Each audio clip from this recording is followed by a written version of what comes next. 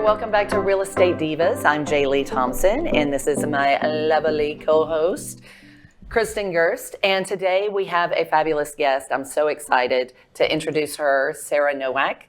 She is a designer, and she is freaking fabulous. Thank you.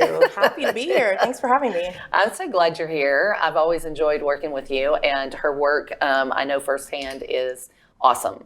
How long have you been doing this?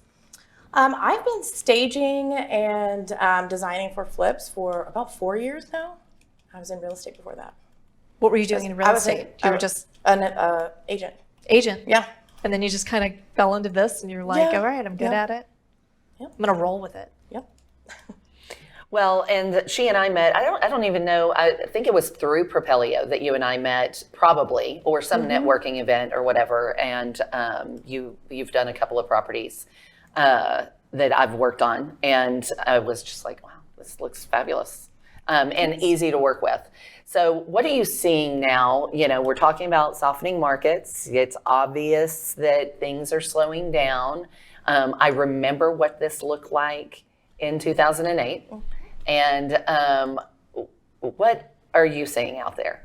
One of the biggest things I'm seeing right now is investors who bought the flips before the market softened, and now their comps and their ARV is just drastically different. And so unfortunately, a lot of the times there's not budget for staging, which I think is, it can be a mistake because, you know, when you have such a market like this, like staging and putting your best foot forward is so important and really catching the eye of the buyers.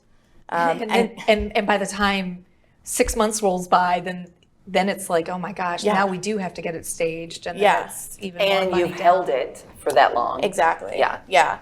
It's, I mean, we're going to get over that hump eventually, right? All those that were bought before are going to be sold off eventually. And then it'll be a little bit easier moving forward, I think, when you have your real ARV that you know you're working with.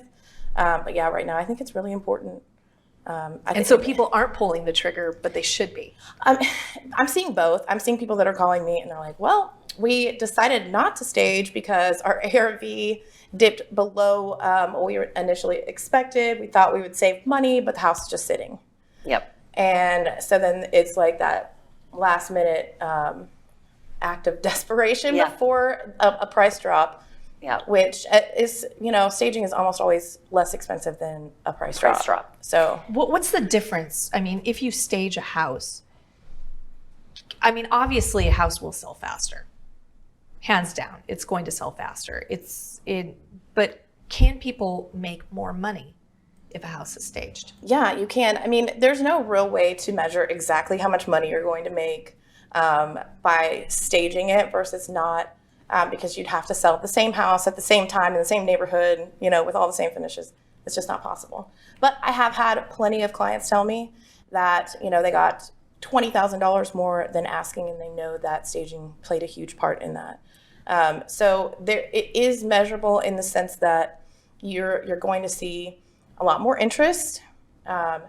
Whether people admit it or not, you know, you see more value in a home when it's furnished nicely, and that includes appraisers. As an investor, I can tell you when I'm on Zillow and I'm looking at houses to bid on, I see vacant house, I smell blood in the water. Yeah.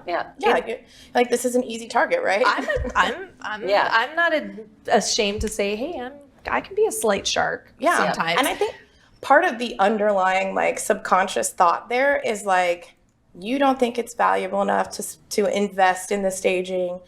You know, if I could prove to you that you could spend $4,000 and make $20,000 with a profit of 16, would you do it? I mean, most investors wouldn't say no to that. Yeah. So it's just a matter of, do you actually believe that that's possible? Well, I know just from experience, so of being a realtor, showing a home, people in general, most people, just like most people can't do flipping because they can't see the potential. They can't envision what it could be. Same goes for walking into a vacant house. When you walk into a vacant house and you look around, people do not They cannot place furniture. Rooms that are perfectly fine in normal sizes all of a sudden aren't big enough to hold their furniture because they have no real perception of size, and they just can't, they don't have their brain doesn't work that way. Yeah. And I would say 90% of the people that are looking at houses, their brain doesn't work that way. Yeah. And so having those things in place automatically, now their brain doesn't have to try. So I tell people, like, one of the things that staging does is that we preemptively answer buyer feedback, negative buyer feedback. So I don't know if my bed will fit in this bedroom along with my dresser. Like, I don't think my couch can fit here with the walk space that I need. Can this dining room hold, a 10-person table? Yeah, all of a sudden, bam. Yeah. Or answered. What's popular now with the huge expanse open spaces, no walls. A lot of times it's how do I what do we even do here? What room is what? Yeah. So a lot of that buyer feedback we can just totally eliminate before it even happens. Yep. By just staging it. I've actually had a property before, and this was in 2008. It was a hard property. It was a very hard property to list, and it was kind of on a busy street, which that's always a tough one. But it was in a great neighborhood, no staging. The moment we put in staging, It's sold. it sold. Yeah. I mean, that happens with us lot. all the time. Yeah. All the time we get calls for, homes that have been sitting. Can you stage it? We stage it, and then it sells. I mean, it's a no-brainer, really. And then, with going back to the perception of a higher value, that is true for agents and appraisers too. Like, they might think because they're in the industry, they're immune to that, buyer fantasy that we're selling with staging, but even industry people are subject to it. So the appraisal is going to go up. The appraiser is going to go up. The buyer's agents' conversations with their buyers are going to change a little bit. They're going to be encouraging rather than discouraging because they're going to see that the seller knows that they've got a good thing here, and It gives we buy, or most people buy on emotion. Yeah. So you walk in that door and it's a new that's an emotion that you're feeling. You're like, wow. Even though how often do you see pictures like those Zillow pictures of somebody actually taking a picture of like a couch or a little vignette that has nothing really to do with the house itself. Right. You're not selling that couch. You're not selling that little, coffee vignette area that you set up. But that's helping you sell the house. Well, it's right. It's creating that lifestyle. And, Absolutely. I mean, it's the same thing with why you always want it clean. Yeah. Because if somebody walks through a dirty house and they're like, oh my gosh, house is really hard to keep clean. No, I mean, the people who live there are lazy. But, still, it's the same thing. It's, can I take myself and insert it here into this lifestyle? Well, and the other thing is, like, staging, we would never ever use staging to hide a defect. But if there is a thing about the house that might be something buyers would get stuck on, we can show them that it's not as big of a deal. Yeah, it's workable. That it's workable. I did a house that had a weird front bedroom. They put an addition on this 1970s ranch. And the addition came out the front of the house, but it was like, love those. It was like this wide, like, second room on this bedroom, and it was like, why is it here? And there was an ensuite bathroom on this thing, and so you kind of walk in, and I'm like, we're gonna have to stage this house because I don't even know what to do with it. Yeah, exactly. And as soon as I turned it into this nursery with child's play area, and we had all of a sudden that. It made sense to people. Yeah. And we had an offer right away. Yep. That was the biggest thing. So I know that staging Absolutely. works. Well, like you said, I mean, those little things, not hiding something, but showing how it can work in a room, Right. like just an oddly cut room or a room that has several different entry points. Yes. Those are hard to work with, and most people just They're like, their heads pop off. And one of the really simple things that we encounter all the time is agents or sellers saying, I have no idea how you're going to arrange this bedroom furniture because there's windows and doors and everything, and the windows are low. Well, then we do it, and they're like, I never would have thought of that. Yeah. So it's like it's even simple things like there's a window where you think there should be your bed. Like we can overcome those issues really simply. Absolutely. So what would you say, you have the service, and seriously, people, you need to consider that it needs to be a part of the budget. But if you had some tips of like things that somebody that, okay, they're past the point of they can't spend money, they can't do this, what would be some of the like top 3 things that you're like, how you could gotta you do spend this? the money? Like how could you do it? I mean, and they're not going to have your eye, Obviously. right? Okay, so they're not going to have your skill, and it is a skill. It is. But if they had to do it cheaply, couldn't you go to like a rental center? You absolutely can, and then you can just spend a few $100 on accessories and art to bring it together. Get your furniture, your larger pieces from like a rental, like court or something like that. And they have packages. They're not great. Like it's not great. The furniture's not great. Not great. It's often outdated, dirty, whatever. I bought some stuff from like their resale shop there on just down the street from here actually. There you can find a few good pieces. No, but a lot of it's gross. Yeah. So you can do that as a last resort if you just absolutely have no budget. But what I always tell people is before you go sticking grandma's dusty ass plant in the corner of the bedroom with nothing else in it, leave it empty, please. Yeah. Like it is so much better to just not stage a property at all Then stage it poorly. than to weirdly stage it with like one piece of art here and one plant in a corner. Like it just it doesn't help. What are like, and I'm sure you offer different packages, but I mean, I'm sure there's some people who are like, I need every bedroom staged. I kind of am that way because I like it to look until they open up a closet, right, and realize that nobody lives there. I want it to look like somebody lives there. Yeah.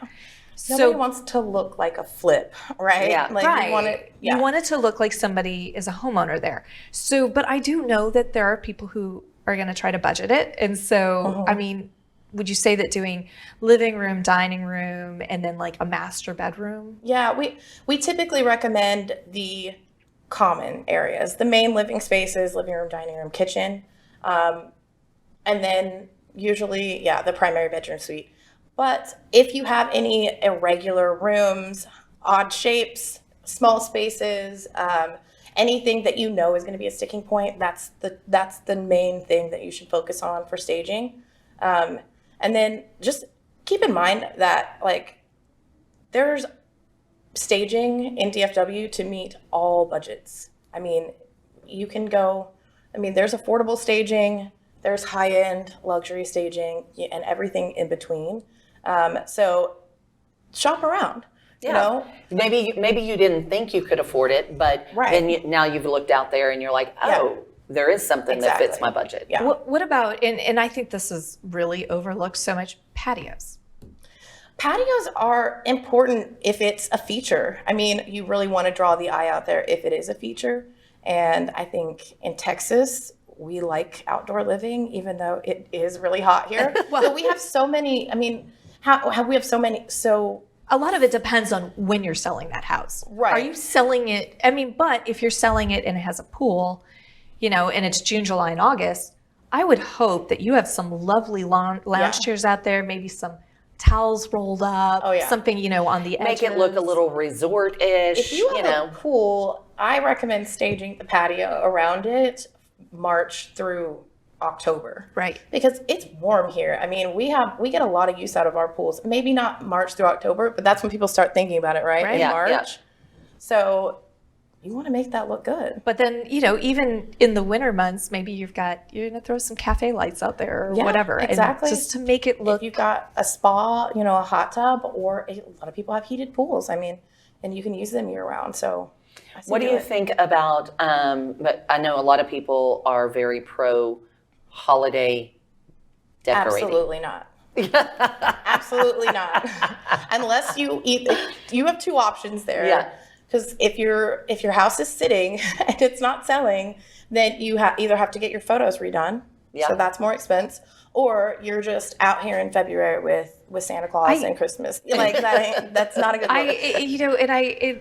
I love people, like, I do a lot of Airbnbs, and so they're like, will you be having full Christmas decorations up? And I want to say, no. As an inquiry, Christmas is not the only Right. holiday celebration around the same time. And I have people who don't celebrate Christmas who might rent these places. So do I really want to, Yeah. I furnish a lot of Airbnbs, and I have my clients ask me that all the time. I don't manage them, but definitely if you get a family or a large group that books during the week of Christmas, it's okay to ask them, like, hey, you guys want us to throw up a tree? I mean, my family and I have traveled for Christmas. It was nice to have a tree. If they don't ask, then, it's a weird thing to assume. Yeah, absolutely. And definitely don't go out of your way to spend money and time to decorate for a holiday. You're not even sure your I guest just don't offer celebrates. that. Yeah. I mean, it's like, I'm like, no, we will not be having that, because as soon as I say yes, then it ends up they don't rent it, and then we've got or it's the Kwanzaa family. If you give a mouse a cookie scenario where it's like, well, yes, we want the tree, but can you also do fake presents and garland and stockings and all of end up this spending stuff. all this money. Yeah. So if you, like I said, or like we were talking about, on a budget, you're trying to find something, there's something out there that always can fit any budget. But if the most important room, let's say it doesn't have any weird stuff going on, what's your most important room? I think the living room kitchen combo. I mean, I can't really just say one room, because in my opinion, it's weird. If you walk into a house and there's one room staged, I think that'd be strange. But just like that's because that's where you spend most of your time, in your home, is your living space and, your kitchen, right? Absolutely. How much should you budget? I mean, let's forget about the people who didn't plan. Okay. Moving on. We're moving on. I'm looking at now, okay, I'm going to do this flip. How much should I budget in my rehab estimate for staging? I mean, it depends on the size of the house, but if you're going to stage the key areas of an average size house in DFW, I would say budget around $2,300 to stage those key areas. So this is like a 3-bedroom, 2-bath, 1,800 square foot. Yeah, so just like the key areas being the living room, dining room, kitchen, and like a guest bath, $2,000 to $2,500 is probably a pretty average amount for staging. How long do you get that furniture for that? All stagers are different. We do 60 days. Sometimes we change it though. So it's hard to say for everybody. But like I said, we do 60 days. That gives you enough time to have a couple of weekends of open houses, go under contract, and get your buyer's funding closed and funded. And whenever you do that, let's say somebody wants to go longer, then they just call you up and say, hey, I need another 30 days. Yeah, there's always an option to renew. I think that was my thing, because when I used you were the first stager I'd ever used. And so whenever we went to extend, because it was a larger home, more expensive home, sat a little bit longer, and was like, well, how much of this are we going to keep in for how long? Yeah. So it ended up being, all right, what's the budget? But the one thing that I think a lot of people, because whenever they decide, they get desperate and they decide to add it later, like you said, you have to retake those pictures. Yes. We include professional listing photography with every house we stage.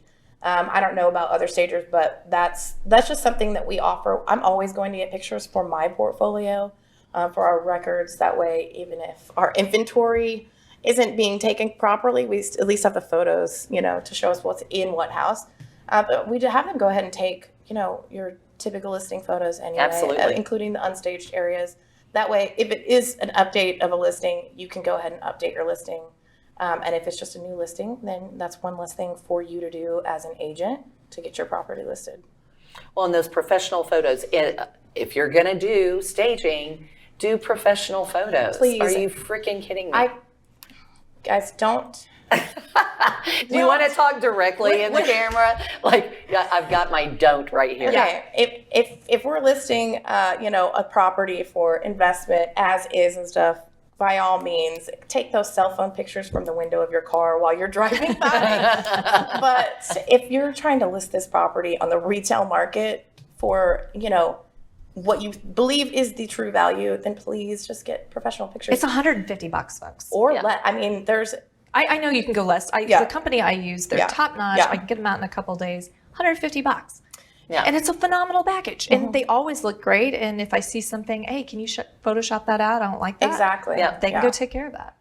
Yep. Yeah, very important. I have not understood how somebody could go in, throw $50,000 into a renovation and throw their homemade, I know agents who are like, oh, I'm a phenomenal photographer. I also have spoken to agents that say that. Yeah. And that just makes me laugh. And it's like, you see them and you're like, those are terrible. Camera you have. If people aren't willing to pay you to take photos, then you are not a real estate photographer. You shouldn't be doing that. I am a very good photographer and I pay others. Right. When I'm always stay in your lane, folks. Yeah. Stay in your lane. Yeah. Well, so if anybody wants to get a hold of you, how do they get a hold of you? Lots of ways. Social media is an easy way. Inbox me. Instagram, Facebook, sarah.nowak.interiors is my Instagram and my Facebook. You can inbox me or just click the link in my bio and go straight to my website. And you have exciting news. Oh, yes, that's right. Yes. We might as well pitch it, right? Yeah, a lot of people already know this. I don't know about your viewers, but I am set to premiere as a cast member of Zombie House Flipping on A&E. The show this season premieres in December. Our episodes, we're the Dallas crew. We premiere January 28th. Awesome. Excellent. We That's so will look exciting. forward. It's so exciting. Are we setting up a watch party? What the heck? It airs at 10 a.m. on a Saturday, so I don't know. That's kind of strange. It is not strange. No, you know what that's brunch. That's when, exactly. That's when people who watch those shows watch those shows. It's typically my Sunday morning, 10 a.m. I'm like, all right, let's see what house flipping reality TV shows are doing, right? Yeah, brunch. Totally. That sounds like it. Yeah. Well, if we have a watch party, I'll let you know. All right, definitely. All right, I'm Kristin Gerst with. I'm not sure where I'm talking. I'm Kristin Gerst with Capricorn Mortgage. Please make sure to like, subscribe, and share the Real Estate Divas podcast and download us and listen to us everywhere you listen to your podcasts. And I'm here with Jer'Leigh Thompson with Texel Real Estate and Real Estate Reformation. You can find me on Facebook, Instagram, and YouTube, and then podcast as well. Please like, follow, and subscribe, and we look forward to seeing you.